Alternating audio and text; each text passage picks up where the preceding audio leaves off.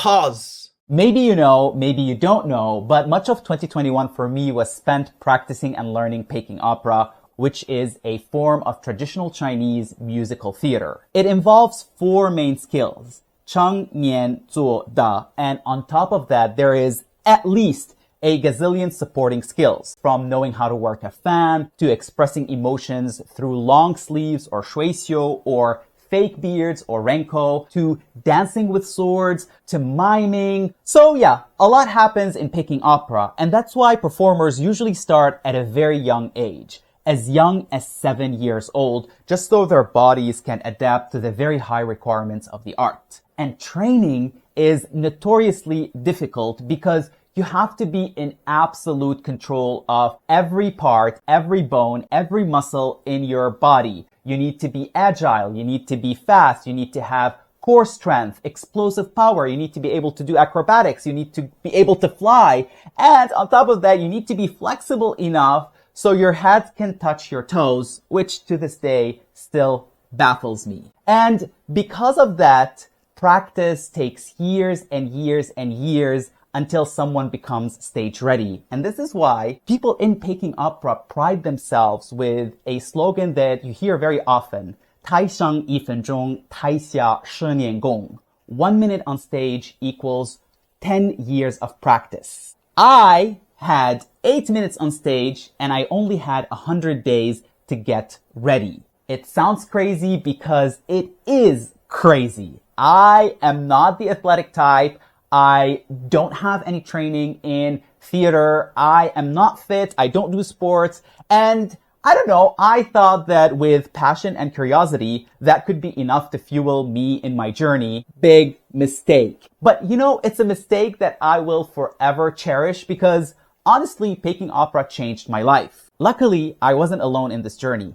I had help from the most talented, the most kind-hearted, the most patient team of professional Peking Opera performers from the 中国国家京剧院. And they taught me everything I know about Peking Opera. So we started off with basic physical training, leg stretches, leg kicks, arm movements, just so my body would be ready for what's to come. And some of these movements were monumentally painful at first, but things did get better in time.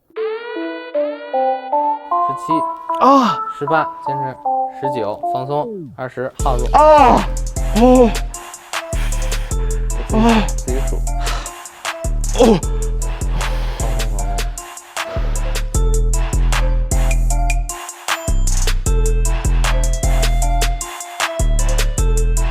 还挺棒的，可以摸到脚。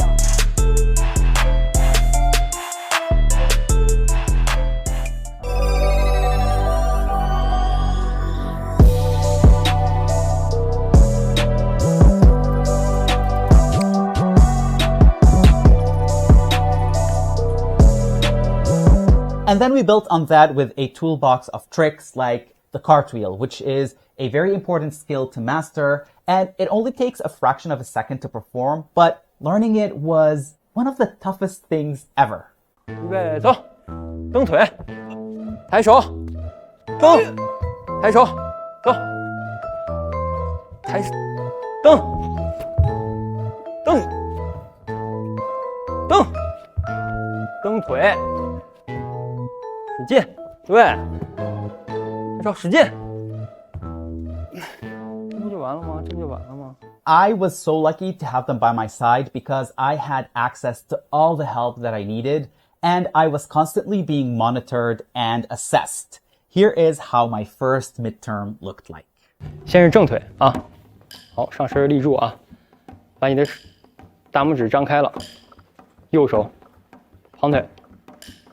上身立直了，立直了，对，片腿，再来啊！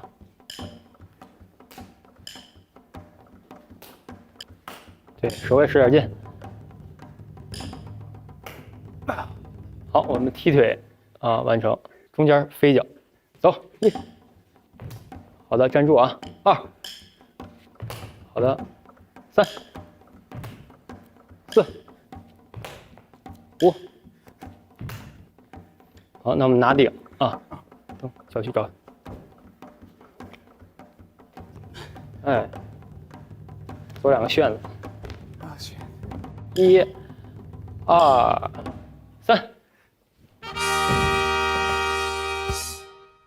Everyone was aware of the fact that this was an uphill battle. I mean, we had such a limited time to achieve something seemingly impossible, and so the pressure was definitely on. And whenever I was not training with my teachers these 2 or 3 times a week, I was practicing religiously every single day. I never expected that training could be a full-time job, but that is the reality for professional Peking opera performers, and they choose to do that multiple hours a day, every day. But I realized that some days were better than others. And this is an example of what a good day looked like. I have a whole gang now following me. Here we go. We're doing the Yuanchang all together here. Even the dogs. And here's an example of a really, really bad day. I can...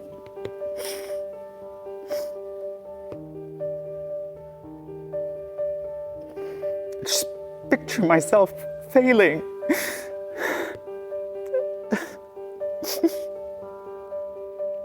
And it's just 1 second.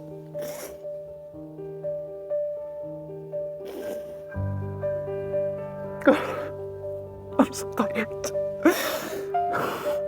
I am so tired. And it's just you train and you don't get to see a lot of results. And then it just gets harder.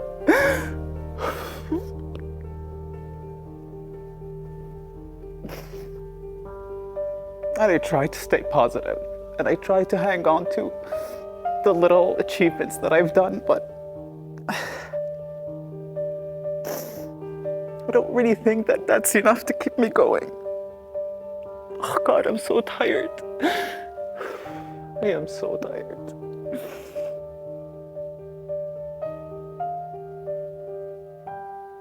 I had injured my leg and I was still carrying on with training, and my days were split between going to the hospital in the morning to get treated, and in the afternoon I would be on the training mat.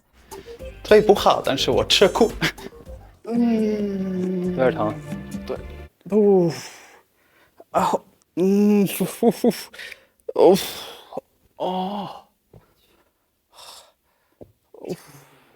I was in pain on so many levels, emotional, physical, mental, but you fall and you pick yourself up, you dust yourself off, and you move on. And moving on I did because I didn't have any other option. We were running against time and I had a full performance that I needed to memorize. We had agreed that I would do Sanchako, or At the Crossroads, which is a classic in Peking opera repertoire. It's basically a story of a misunderstanding between two people, which leads to them having a vicious fight in close quarters in pitch black darkness.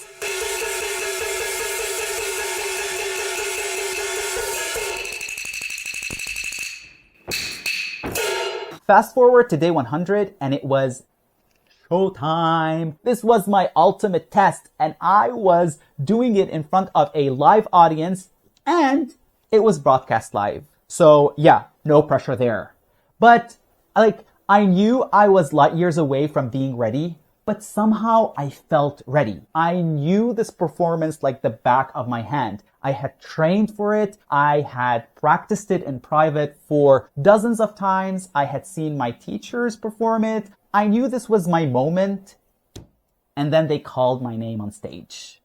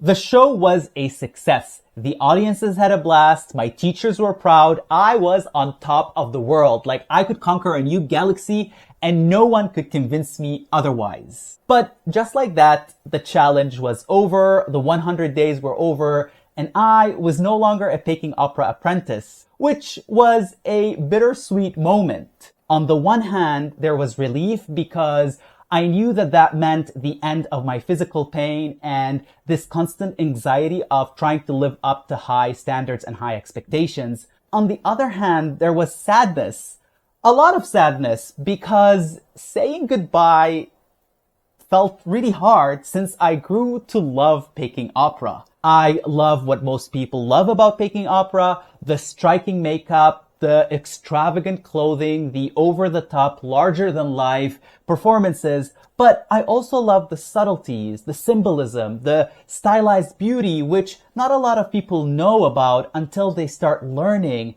about Peking Opera. I'll give you an example, like how performers ride a horse on stage without there being a horse on stage. They just use a whip, and according to the movement of the whip, they indicate them getting on the horse or off it. Or how they walk in circles to express long journeys. Or how there is no crying in Peking Opera. Sadness is symbolized with taking the hand and then dabbing it next to the cheek so as to wipe tears away. So yeah, Peking Opera is a difficult art to appreciate both as a viewer and as a performer. And I think that this is where the true beauty of Peking Opera lies, in its difficulty, because if it was easy, everyone would be doing it, everyone would be watching it, but not everyone is doing it and not everyone is watching it. And that's because it requires active participation on your side and it requires you putting in the efforts. And trust me, the rewards you reap are just magical, majestic, and truly worthwhile. 我发现是一个很大的世界。我越看，我越学习，我越喜欢。对，它是一个很小的门口。如果你站在门口，只觉得它就是这么小一个门，你就永远不知道里边有什么东西。只有你打开了，你才会知道里面很大。真的是一个无边无界的东西。对。你只是觉得这扇门很好看。他就觉得看一下就好了，进去，对，进去。Peking Opera will forever hold a special place in my heart, and even though I no longer practice it with the same commitment and zeal as before, I am still living through its repercussions because if it wasn't for me experiencing something new, I would not have been inspired to start making online content so you and I can experience new things together. So, yeah. Without Peking Opera, this would have never existed.